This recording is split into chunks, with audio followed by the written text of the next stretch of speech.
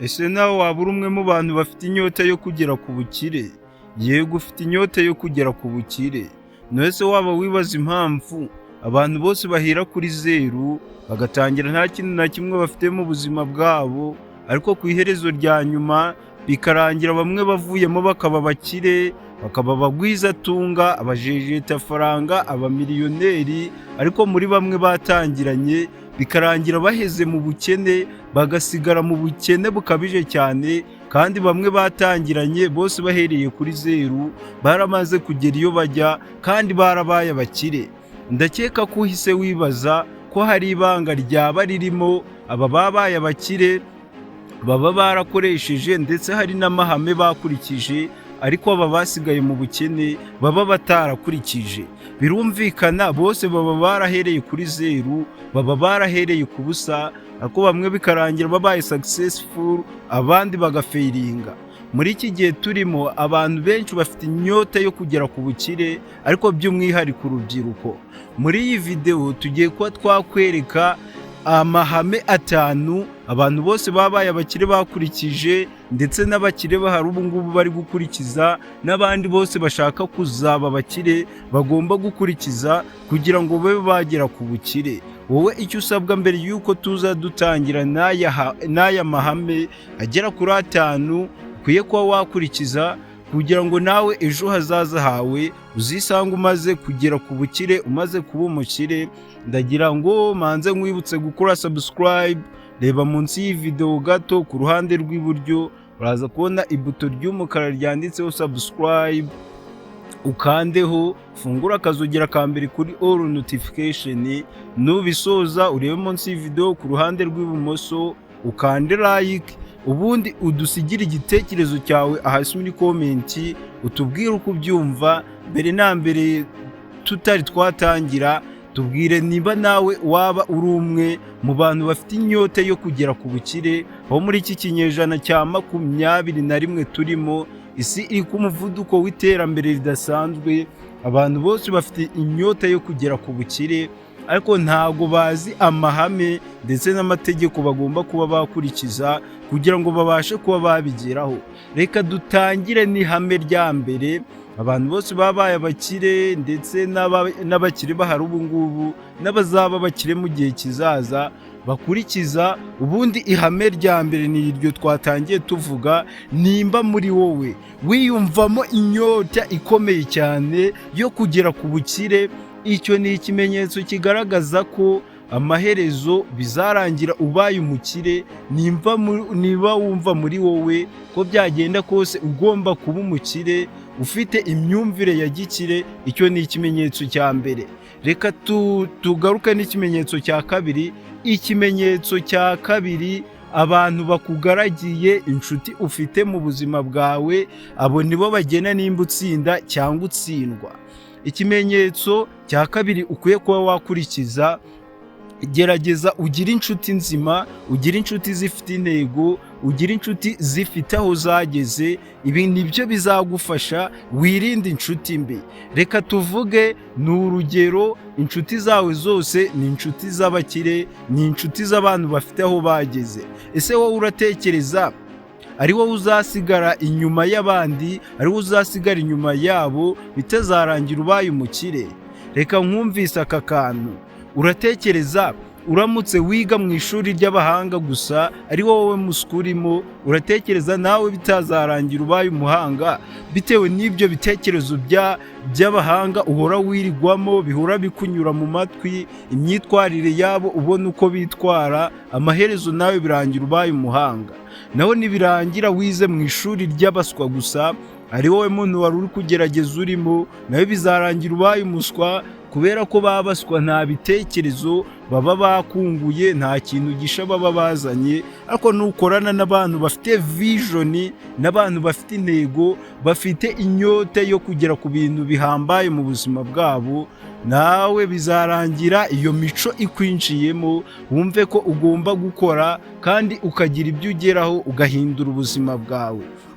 Icyo ngicyo ni ikintu cya kabiri. Ikintu cya gatatu, ihame ukwiye kuba wakurikiza, aba bantu bose byarangiye babaye abakire kandi barahereye kuri zeru, ntago bagira ubwoba bwo gutsindwa, nta nubwo bagira ubwoba bwo guhomba.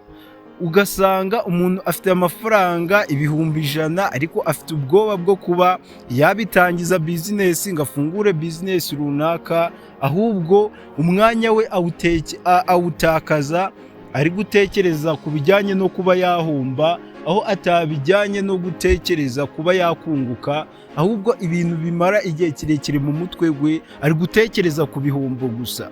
We nimba uri mu nzira yo kuba waba umukire, gerageza utekereze ku nyungu gusa, gerageze wirinde gutekereza ibijyanye n'ibihombo. Ibihombo birizana, si ngombwa ngo ubitekerezeho. Wowe umwanya wawe ujye umara uri gutekereza ku ntsinzi yonyine. Ibintu byo gutekereza ku ntsinzwi uzabyikuremo mu mutwe wawe. Ibi ngibi birumvikana, abantu batinya guhomba, abantu batinya gukora bizinesi runaka ngo nibatsindwa biragenda bite. Ibi ngibi ushobora gukora bizinesi ugahomba, koko nibyo bibaho, biranumvikana. Ese nimba wakoze bizinesi runaka ugahomba, wenda y'ubuhinzi bw'inyanya, ukayihinga bwa mbere, inyanya zawe zigafatwa n'indwara runaka zigapfa, ugahomba, uratekereza nta experience uzaba uri kubikuramo, utazaba uri kubona ikiri gutuma uhomba, ku buryo ubutaha none uzazihinga bikarangira ugeze ku ntego zawe.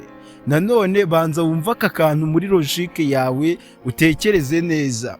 Niba umuntu yarashiritse ubwoba akagenda bwa mbere, akanyura mu nzira irimo ibinogo, akanyura mu nzira inyerera, bikagerayo yarushe, yavunaguritse, yaguye hasi, hanyuma mu nshuro ya kabiri agiye gusubirayo, agiye kuyinyuramo, akajyana na wa muntu utarigeze ayinyuramo na rimwe, muratekereza bose bagererayo rimwe, bagerayo amahoro kimwe? Umuntu wayinyuzemo bwa mbere abaza ahari ibinogo, abaza ahakomeye cyane, abaza ahanyerera, ako wa muntu uyinyuzemo bwa mbere wagenda ari gusitazwa na buri kimwe cyose, ntabwo abaza ahanyerera ngo nihe, ntabwo abazi ngo hashobora kumuca intege nihe. Rero iyi nzira reka tuyigereranye na bizinesi. Ku nshuro ya mbere warifashe unyura muri bizinesi urahomba, ariko ku nshuro ya kabiri wagarutse, noneho warabonye ibyatumye uhomba, uyinyuzemo neza. Ariko wa muntu wagumye kugira ubwoba bwo gutangira, ari gutinya gutsindwa, ari gutinya kuba yahomba, azahora muri ibyo, nta hantu na hamwe azagera. Rero nizere ko iyo myumvire nimba uyifite yo gutinya gushora, yo gutinya guhomba, ugomba kubihindura. Nababwiye ko wowe ugomba gutekereza ikintu kiri positive mu buzima bwawe, naho gutekereza ikintu kibi ngo none se ngo nimpomba ngo biragenda bite. Guhomba bibaho, ariko iyo experience nawe ndatekereza ko uri buze kuba wayibonye. Ikintu cya kane nanone, abantu mukwiye kuba mwamenya ko amahirwe bayakorera. Usanga abantu benshi bari mu bukene badashaka no kubuvamo, bavuga ngo reka twiyicarire, ngo natwe umunsi umwe ngo agatara kazaka, ngo ntakura Imana itakura umuntu. Birumvikana neza kandi biranashoboka. Nta kure habaho Imana itakura umuntu, ariko wa muntu wabigizemo uruhare. Muravuga ngo abantu babaye abakire ngo ni amahirwe babonye n'ibiki. Yego ayo mahirwe arahaba, ariko amahirwe reka mwumvise uburyo bayakorera. Amahirwe birashoboka ko wafata indobo y'amandazi ukajya kwirirwa urayizunguza mu muhanda, urayibungana, bikarangira ubonye abakiriye, n'ejo gutyo abakiriye, amahirwe akaza gusanga yo kubona abakiriye benshi cyane, ukabona inyungu mu gihe gito. Ako se nukomeza kwiyicarira mu rugo, ntihagire ikintu na kimwe ukora ngo byibuze y'amahirwe abaho aza ari kugusanga muri icyo kintu uri gukora, uratekereza amahirwe naza azafata he? Amahirwe naza akabura aho gufata, azigendera, azasubira iyo yaturutse. Urumva ko nawe mu buzima bwawe ukwiye gukorera ikintu cyo kuba uri gukora, kugira ngo amahirwe naza azagusange muri cya kintu, birangire ubaye successful. Ikindi kintu nanone gikomeje kwica abantu mu mutwe, abantu bakomeje kujya kuri YouTube, kuri social media zigiye zitandukanye, ahantu hatandukanye, ngo bari gusacinga ngo amavideo ngo y'uburyo umuntu ashobora kuba umukire ngo umunsi umwe, ngo mu ijoro rimwe. Nawe nimba ukiri muri abo ngabo, uri mu nzira njyabukene, nta nubwo uteze kuba wayivamo. Nimba wowe wumva ko kugira ngo ube umukire bitazagutwara umunsi umwe, icyumweru kimwe, ukwezi kumwe, umwaka umwe, wowe ufite igitekerezo cyiza ndetse bizarangira unabigezeho ubaye umukire, kuko umuntu utekereza ko azaba umukire umunsi umwe atarabikoreye azabyuka akabona yabaye umukire, ibyo ngibyo ndakumenyesha ko bitazigera bikunda. Ahubwo nibura akwiye kuba wiha intego nk'iyi myaka 5, imyaka 10, ubwo wowe uratekereza ko ari ukudindiza ibintu, ariko iyo ntego niyo ushobora kuba wamaze guhindura ubuzima, ushobora kuba wamaze kugera kuri level wifuza. Niwumva neza ko kuba umukire ugomba gukora umunsi gumwe bikarangira ubaye umukire, ni hahandi uzajya ucika intege buri munsi.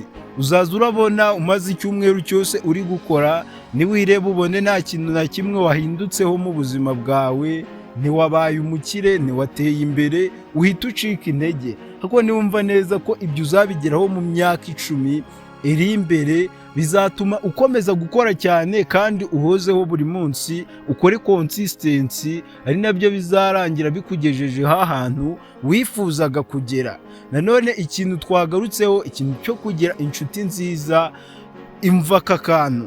Uramutse ufite ubushake bwo kugera ku nzozi zawe zo kuba dogiteri, none inshuti zawe inyinshi ni abadogiteri, ese wowe urumva bizakugora? Ibibazo wibaza by'inzira wanyuramo kugira ngo ube dogiteri, nimba inshuti zawe nyinshi ari abadogiteri, urukumva batazajya bagusangiza ibitekerezo byabo, bakwereka uko ukwiye kubikora, kubera ko wowe ibyo uri gushaka kugeraho bo babigezeho kare, baza ahanyerera, bazi icyo umuntu akwiye gukora mu gihe cya nyacyo, bo ibyo byose babinyuzemo. Nawe rero ukwiye kuba wamenya iki kintu cyo kugira inshuti wifuza, inshuti zifite intego, kandi ukamenya gukoresha igihe cyawe neza.